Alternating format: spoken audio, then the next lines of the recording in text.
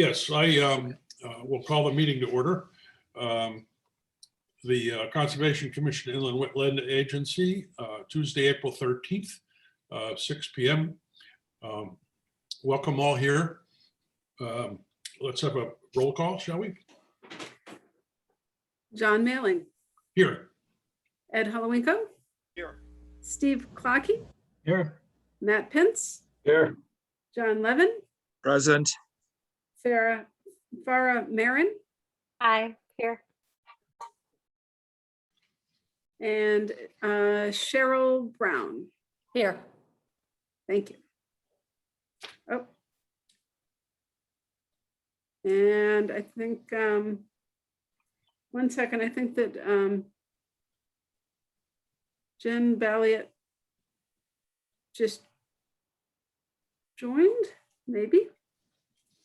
Hi, Alexis. Yep, I'm here. Hi, okay. Okay, good. So Jen is present as well. So at the second, Cheryl is an alternate. Very well. Quorum being established, we can move on to item 3, receipt and discussion, S21-557, 12 Holiday Drive, Lawton, corrective action restoration of a wetland.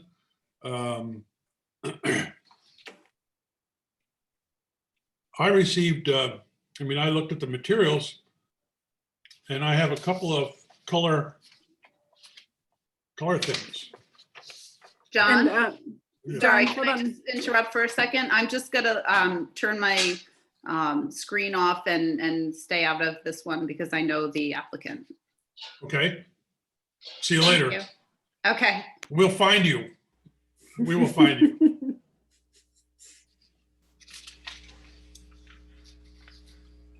So Alexis, I'm working off of corrective action 324 2021 figure E and after figure D for my sort of comparisons of what was with what is.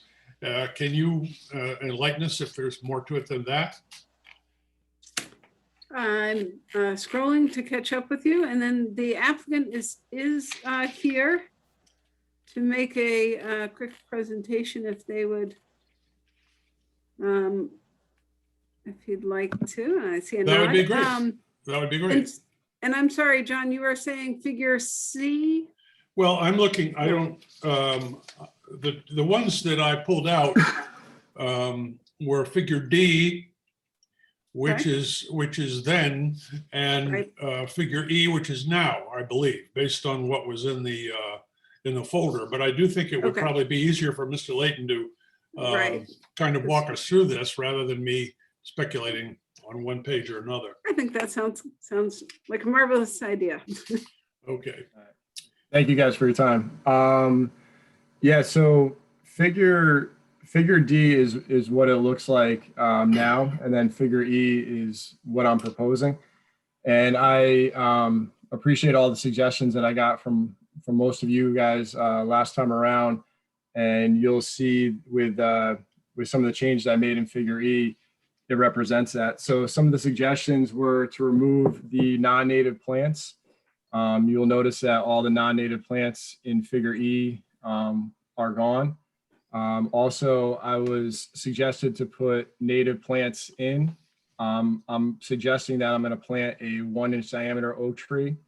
And if you recall, I used to have an oak tree there, and in Hurricane Sandy, my neighbor's tree came down and hit that tree and left a large open canopy. So I'm proposing to put an oak tree back in the general area where the other one was. Another suggestion that I had was removing the fire pit from the wetland area. So you'll notice that the fire pit is no longer in the wetland or the upland review area. Another suggestion that I got was removing the mulch from the wetland area. You'll notice that the mulch is no longer in the wetland area. And then you'll notice in figure E, I plan on planting wetland seed mix. That's all the area in blue there. I apologize, my art skills are not that great. I'm working on it. I had to borrow my son's color pencils for this one. but you'll notice that all those areas there in blue, that's the where the wetland seed mix is going to be.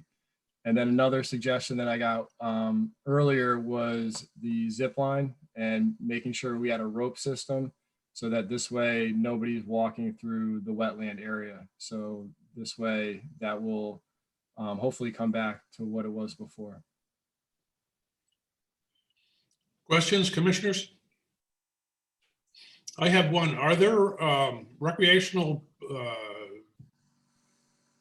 equipments or devices that in the area that you intend to keep that don't show up on the figure? Everything here on the figure is what I'm proposing. So there's nothing outside of. No tree houses or jungle gyms or slides or anything like that? No, there's just where there that X start is, there's just a platform for the kids to get on to the zip line, but there's no like jungle gym or anything back there. Okay.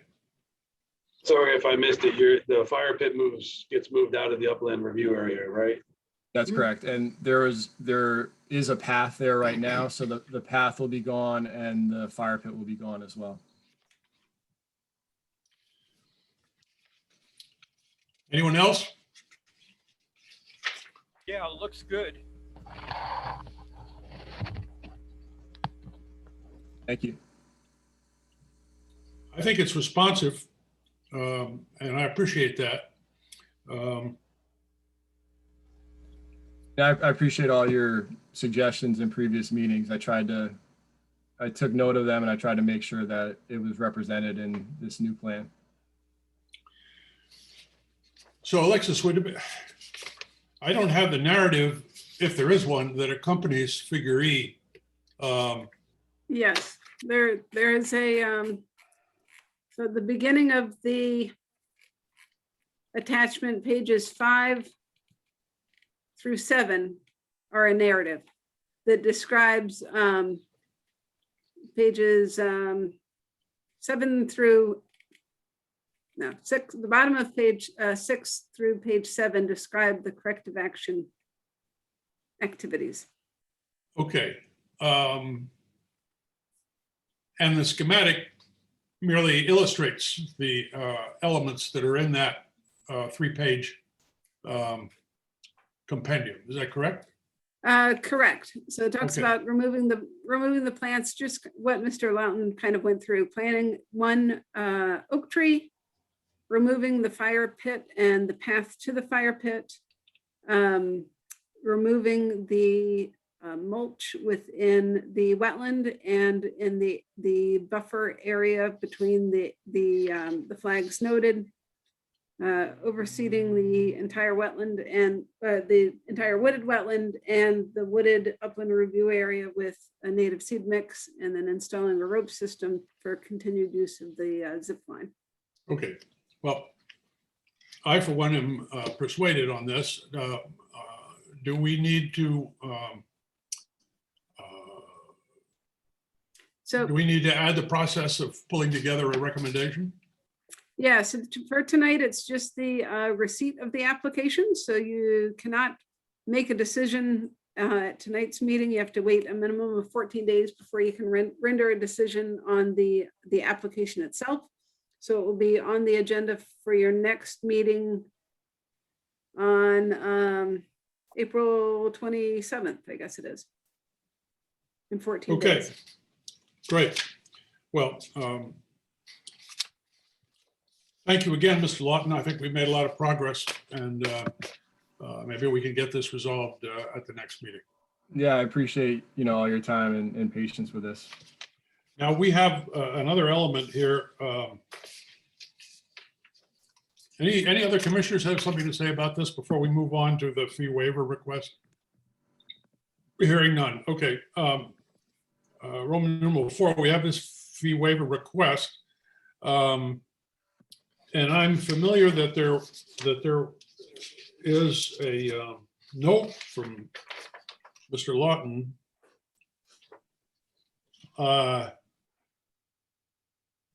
It's not dated, but it is a request for a fee waiver based on a prior meeting, I gather. And I, for one, was not able to recall that meeting, but I don't have a record of the minutes from a meeting at which such an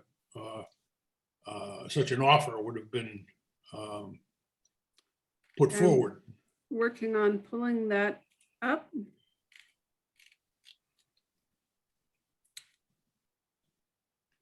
I recall discussing it and I believe we were going to give consideration to the waiver.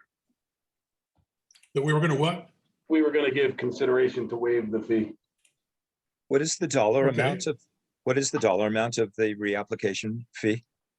It is a $900 application fee since it's a intermediate corrective action application. And the original application fee was the same Uh, amount? The same amount, yes. Were there any out-of-pocket costs for the commission to the second fee? Yes, there are always some out-of-pocket fees.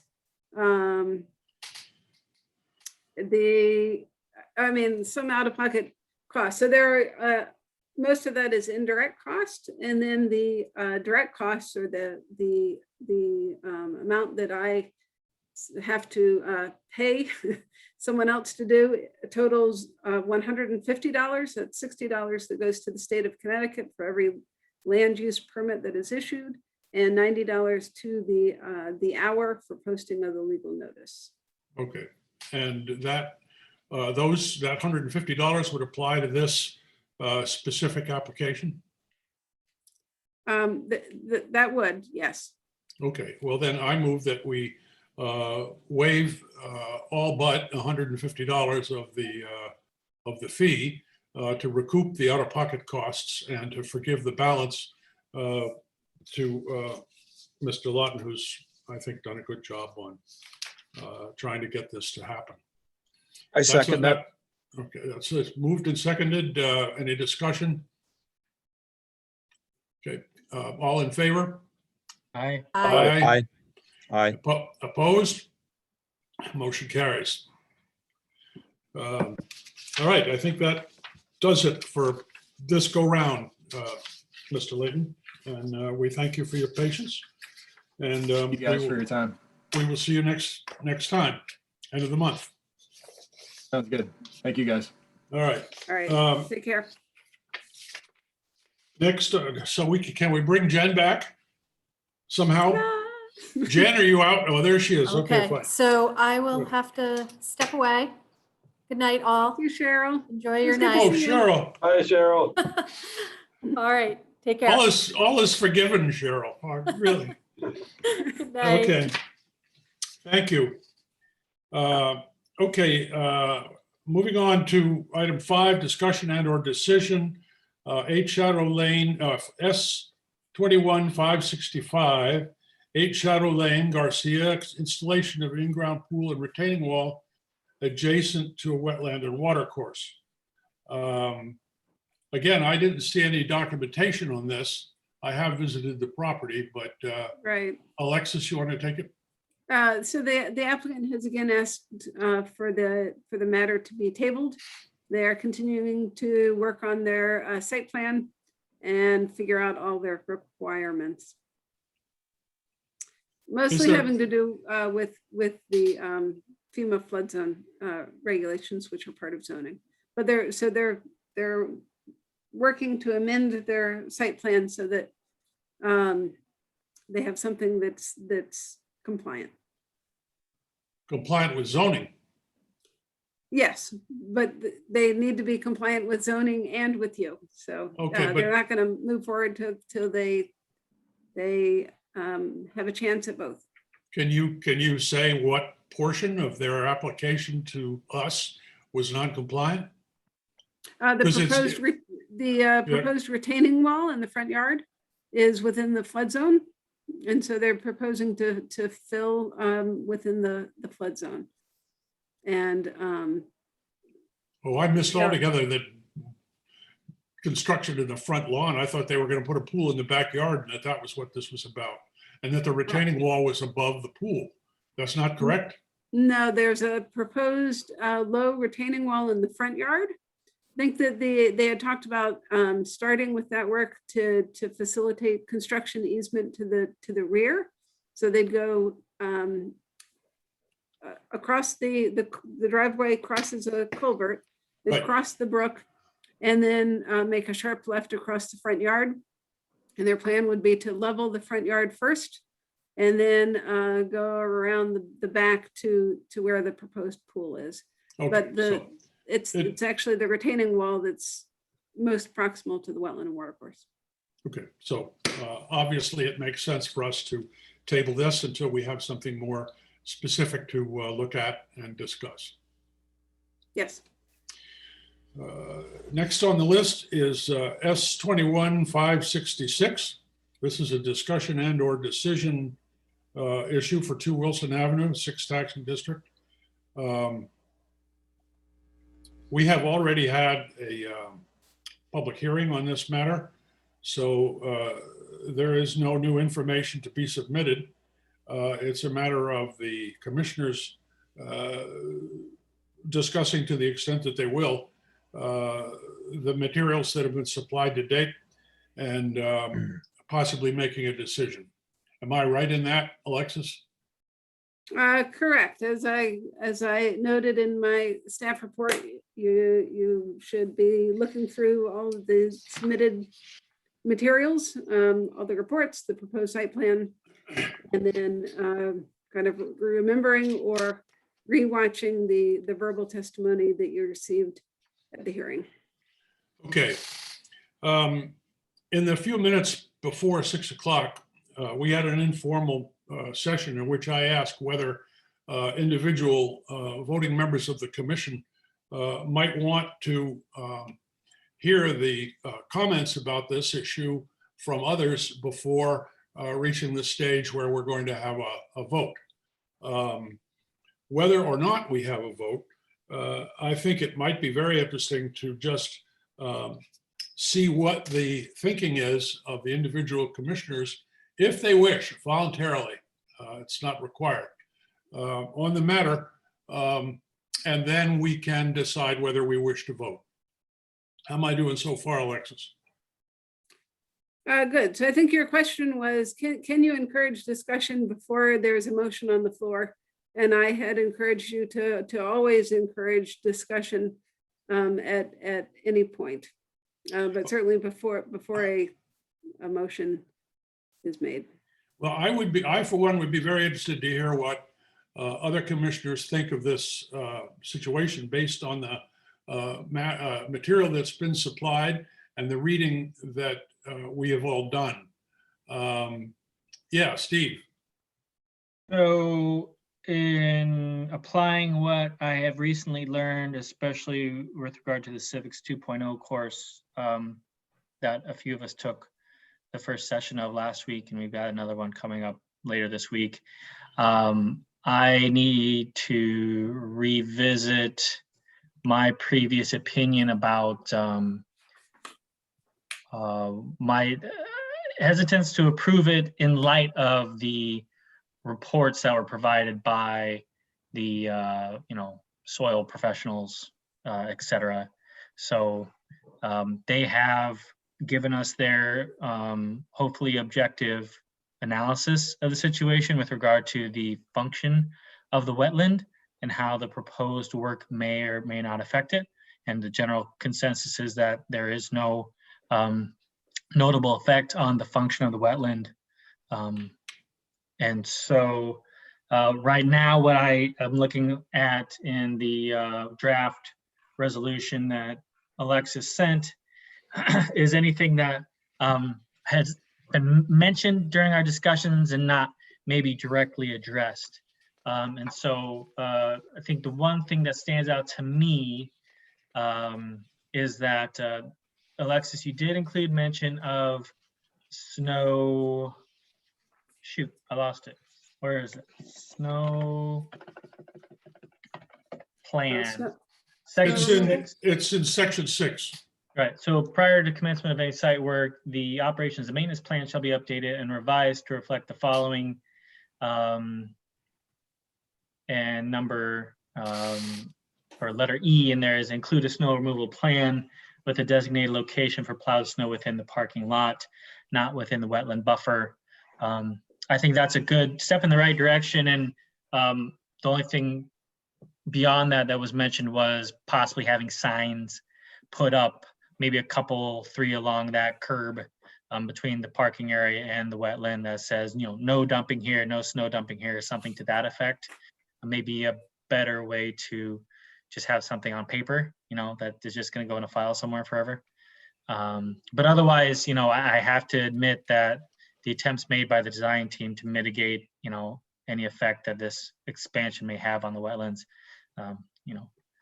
I can't argue with any of it actually, because we don't have a professional opinion that counters that. And so if they did want to appeal this, I don't think they would have a very hard time appealing and getting their way at a cost and a hassle factor. So that's where I'm at. I'm thinking maybe we're probably most of the way there with the very wonderfully assembled draft resolution that Alexis put together. Okay, I would add to what Steve said in terms of indicating that we want the snow kept off of the buffer area. I don't think it's within our purview to say where they put it, as long as they don't put it there. So I would just say, find another way. I mean, if maybe they'll plant it somewhere else from the parking lot, maybe they'll have it trucked away. It's up to them. As long as it's not on the buffer zone, we don't much care. So, I mean, maybe we could reword that and include something that says, or indicates that the snow should not be put there, apart from us having to go back there all the time and look and see if the snow is there, which is a poor way to have to do it. Also, starting with right between lines 9 and 10 in the draft resolution, it says, the above plan shall be amended to include. So, I mean, I would be game for adding another, well, actually modifying this to require a minimum of 2 signs along the, north side of the parking lot, in between the lot and the wetlands, that indicate that no snow is to be dumped in that area. Makes sense. That's how I would suggest moving forward is approving with a modification that states that basically. Okay. Anybody else want to weigh in on how they feel about this? Ed? We went through this with the previous application.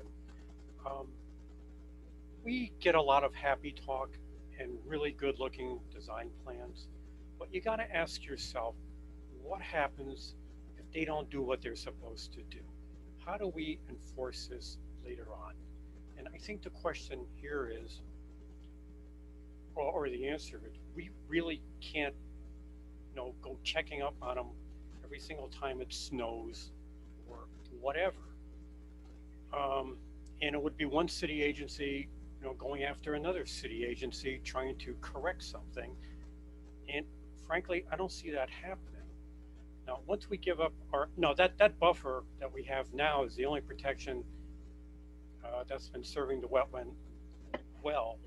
So if they put in all these plantings and whatever and let it get neglected again, we can't go back and say, hey, please plant all this stuff and do what you're supposed to. So I have severe reservations of this applicant doing what they're going to do and this really being non-enforceable down the road here. So that's my only real concern here. And we're not supposed to take this on as a consideration because, parking is not part of our commission here. But the applicant spent most of the time talking about parking. And there are alternatives here which they have not pursued. And there is no reason to expand this parking lot without looking at the other alternatives first. So, yeah, parking isn't a consideration, but it also is. Alexis, do you know, was there any discussion with the transportation, mobility and parking folks in the city? Do they have a position on this? I don't think so. I don't think it was under their review that I'm aware of. So, and generally they don't. I know that the district is different than the city. That makes sense? Yeah. You want to kind of think of the district as a you know, an applicant, just like a homeowner applicant.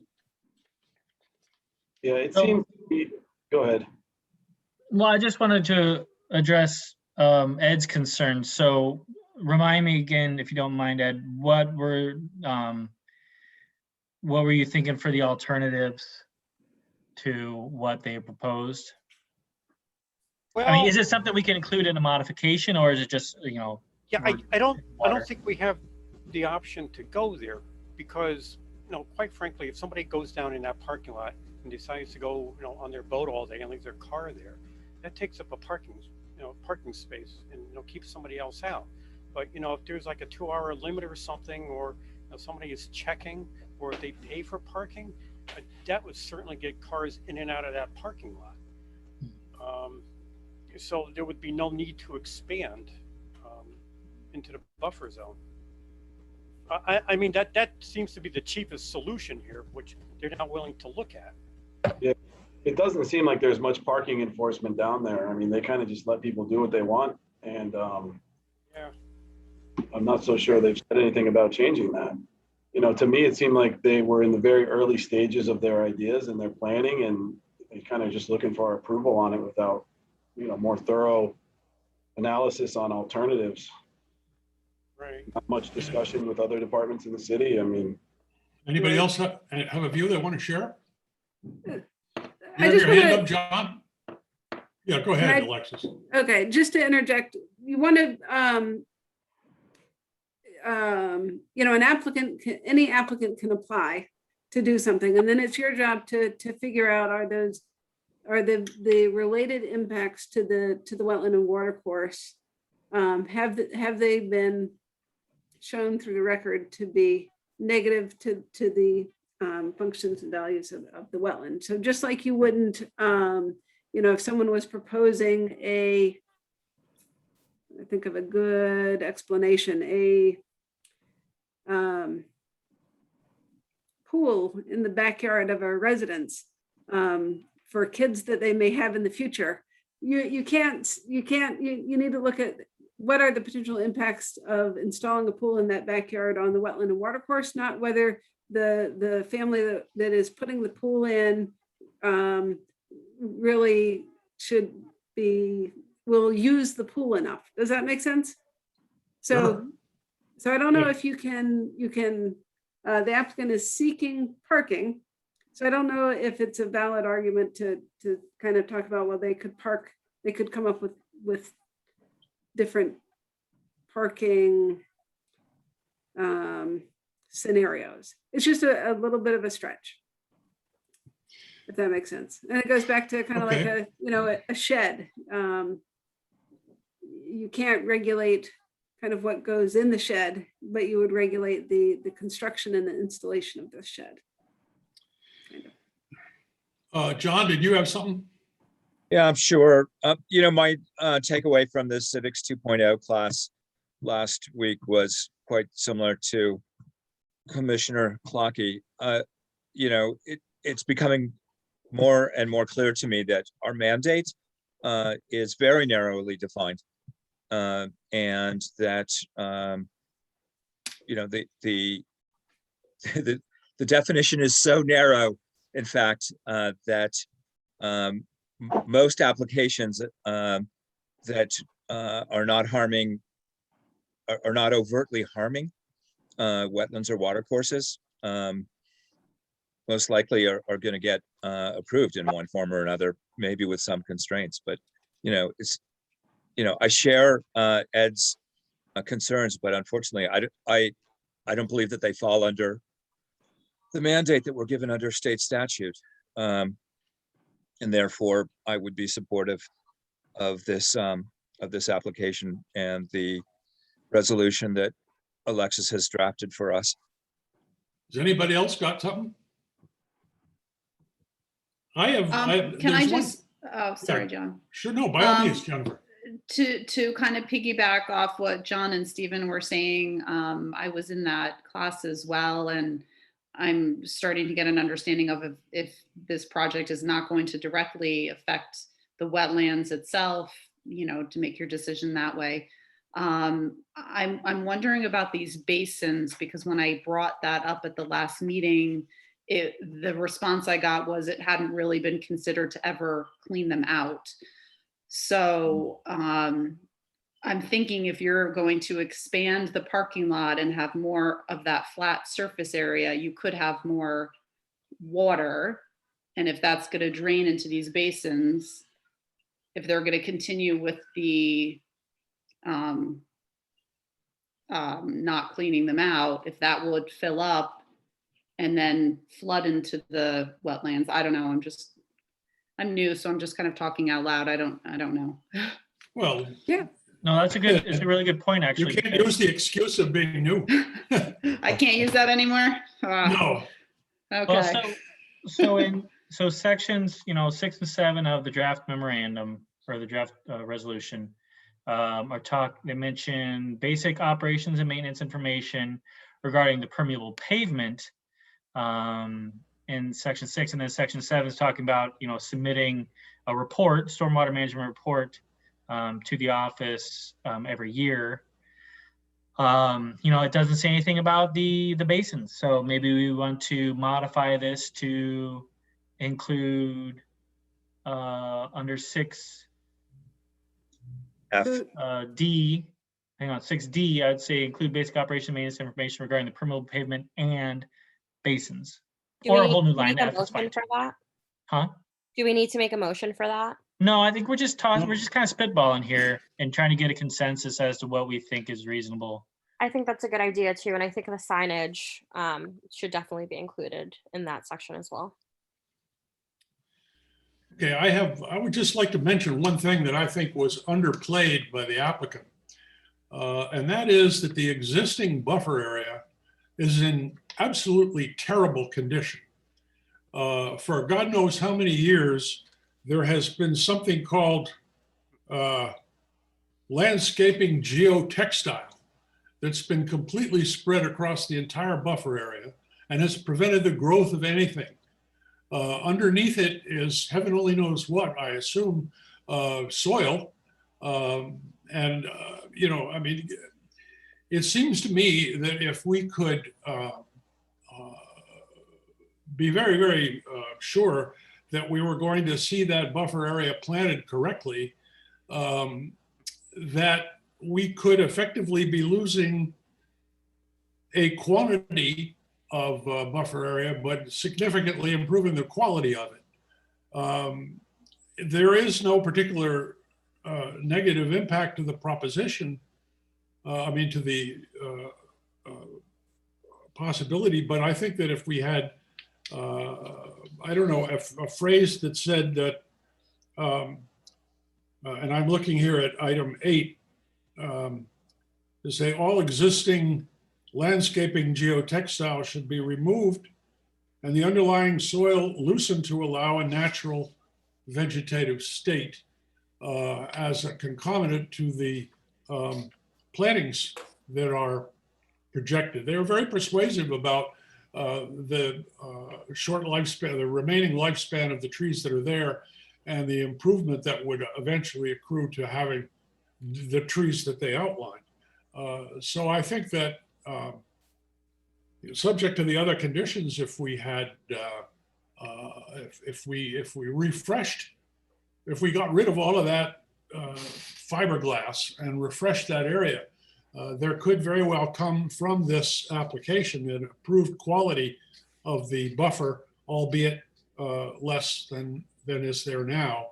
But what's there now isn't really doing us very much good. Anybody else want to weigh in on this as to what their thinking has been? It's been pretty interesting to me because I didn't there's been a real consistency to the takeaway from the 2.0 from you guys. I took it in March and felt the same way. So, John, as you mentioned, the textile layering that's been added to the buffer review area. I'm wondering, does the installation of that material represent itself a violation of the pre-existing permit? Well, I don't know, but it certainly didn't do any good. I don't know. I guess the pre-existing permit would have had to specifically forbid it or something. But it certainly was harmful, and it's very extensive. Wouldn't the pre-existing permit, rather than having to forbid it, wouldn't it have to permit it? Yeah, correct. hmm. I'd have to look at the, but it would, had I had known that it was under there, it would have been a violation of their permit. So certainly their permit, I'd have to look at the wording again, but I've been using similar wording for a while that includes that kind of caveat of, non-manicured, not a manicured garden or lawn or et cetera. So. It's hard to imagine the thinking that went into it. I can only assume it was there to keep things from growing. That would be the one function that it would provide. And it would certainly allow runoff untreated and unfiltered to go into the wetlands. That would be an effect of it, which is another reason to demand its removal, I think. Anybody else? I think we might be in a position Okay, to, move to make a motion. yeah, Okay, Alexis, let me know when you're ready, I'm ready. because I have two modifications.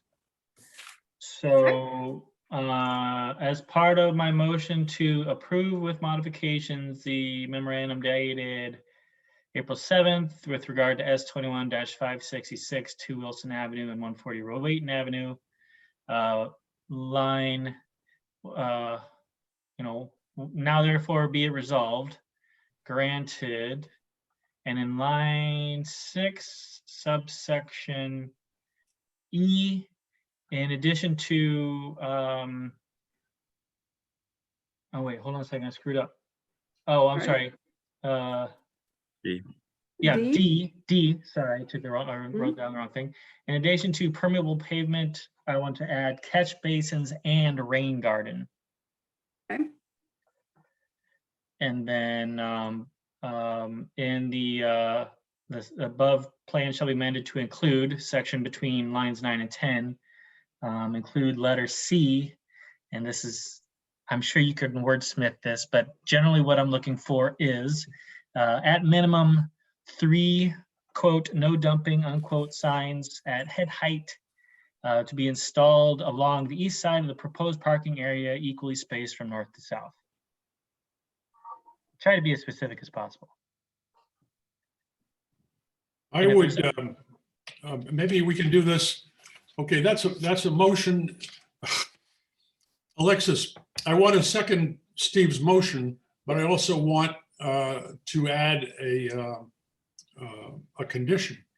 And I wonder whether it's appropriate to do that now before seconding the motion or to wait until discussion. Well, no, so you were good to second Steve's motion, and then there can be a discussion, and then it still remains Steve's motion. So if you can suggest additional addenda for Steve to add to his motion, if you like, during this discussion.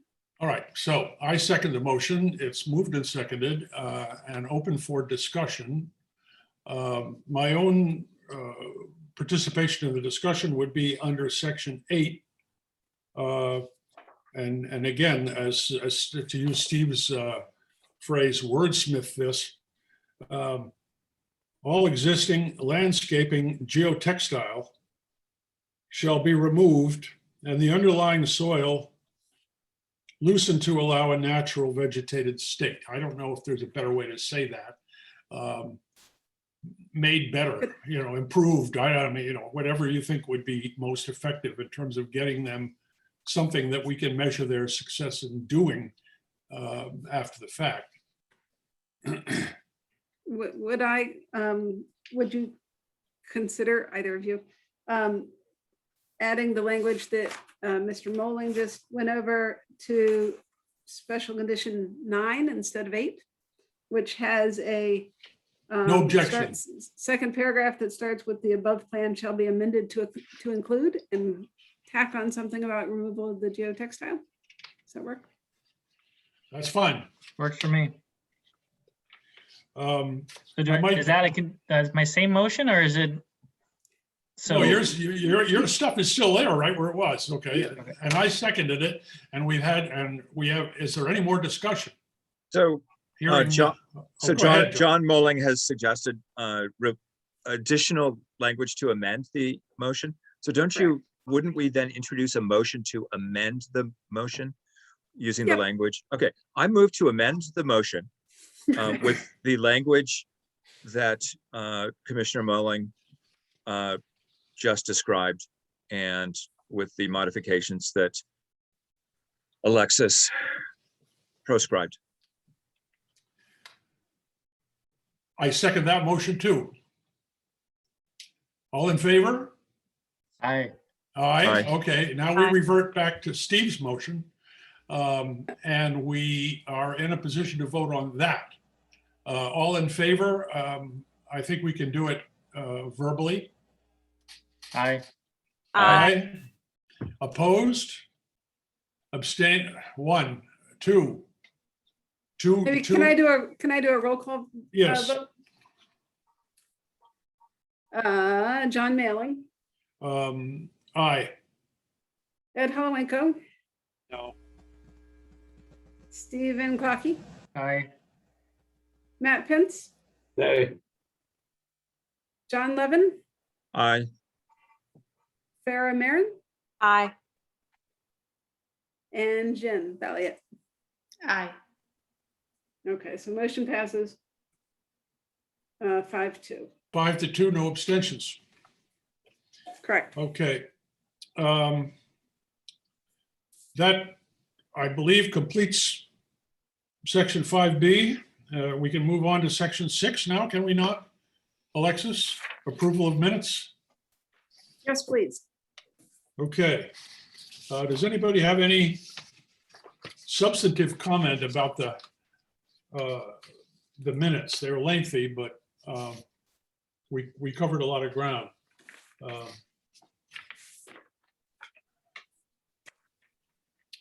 I think if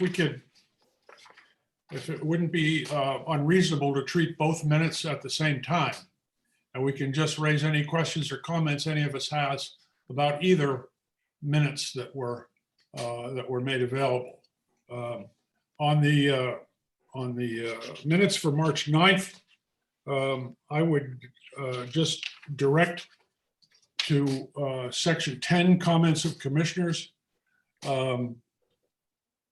It says here, Mr. Mailing noted that he and Mr. Levin attended a virtual conference by the Connecticut Bar Association for Land Use Agencies. He discussed site visits and that they would be public meetings. I would just strike everything after visits and just say he discussed site visits, because not every site visit is going to be a public meeting. It's only if you have a quorum that it would be a public meeting. And I think just Gotcha. saying that site visits are something to be thought about is enough. Good. There were a couple of typos, honest to God, I lost them, so they'll just have to live on. Anybody else? Hearing nothing further, is there a motion to accept the minutes as I amended? Motion to accept the minutes. As amended. Second to that motion? I'll Second. second. Okay, all in favor? Aye. Aye. Opposed? Motion carries. Okay, public comments. Anybody here to talk to us at all? Alexis? So if anyone, any of the listening participants is here to speak, use the raise your hand feature and you can talk.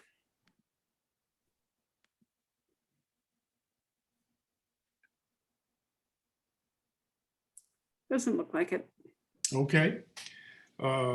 Hearing none, we'll move on to item 9. Item 8, comments of staff.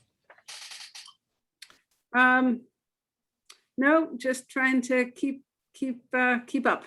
If you know Okay. anyone looking for a part-time administrative job, the conservation assistant job is open. That's my pitch. Nope. It's just, like keep- like a few hours a week, $15 an hour, something like that. Yep, 19 up to 19.5 hours per week. $15 an hour. Wonderful Okay. working environment. Yeah, I would say, how could you go wrong? Okay, Potential for full-time work. guys, let's find somebody. We got to take a load off this lady's shoulders. We got to figure this Is out. it really only $15 an hour? Yes, to start with, it is. But then there's a potential for it to move into a full-time job in a year or so. Okay. Comments of commissioners, report of the commission chair. I have no report. Anybody want to make a general comment here? I mean, yeah, John. I have a question. It was raised in a prior meeting by me. And I know, Alexis, you said that you were going to get back to us. I had inquired whether it was necessary for the commission to affirm CNR orders from the environmental officer. And you stated, yes, it was. And I had asked if there had ever been a case where the commission did not affirm a CNR order. And you said, yes, there was one. Yes. you- Let me,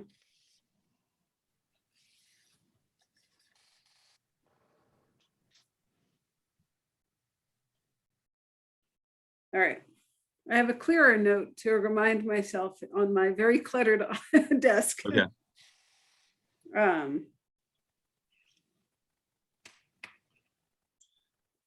Then I would request that for this meeting, the request be included in the minutes so that when we look back at the April 13th meeting, we'll know that the environmental officer committed to let us know what that case was. Sounds good. All right. I have another question that comes up as well. I had asked you earlier, Alexis, if there was outstanding litigation with respect to the commission, and you indicated that there's one appeal in process. Yep. And I'm wondering, does that appeal, I understand it's an appeal of a decision made by the commission previously, and is the commission's work completely finished at this point and there is no involvement by the commission in that appeal process, and we are simply tacit non-observers and not involved? Or is there any current or prospective future involvements in that process? So for now, you and I really are uninvolved. So all the basically the record of that testimony has been compiled and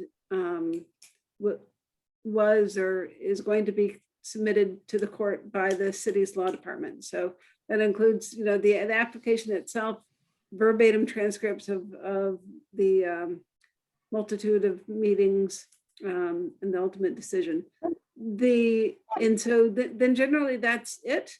There is, it's possible for particularly for the wetland decision, but sometimes if the judge determines that the record is unclear or doesn't match up to the reasons stated in the decision, they can kind of remand it back to the agency, and then that's a scenario where potentially the commission would be involved. Likely, then additionally, potentially the city's law department and the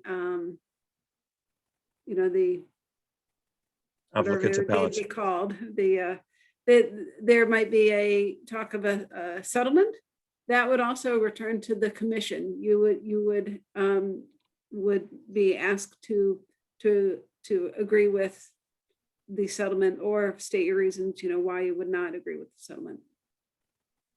So to push that forward, basically what we're saying is that our minutes and the recorded sessions that we go through could all be potentially evidence in some courtroom situation, and we should keep that in mind. Yes, absolutely.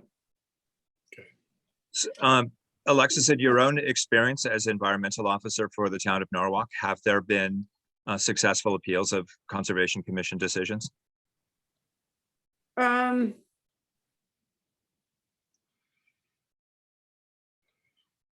There was one, trying to think back, there have not been many. I know there have been more on the Norden site than anywhere else. I know that there was an initial denial there that was not appealed for whatever reason.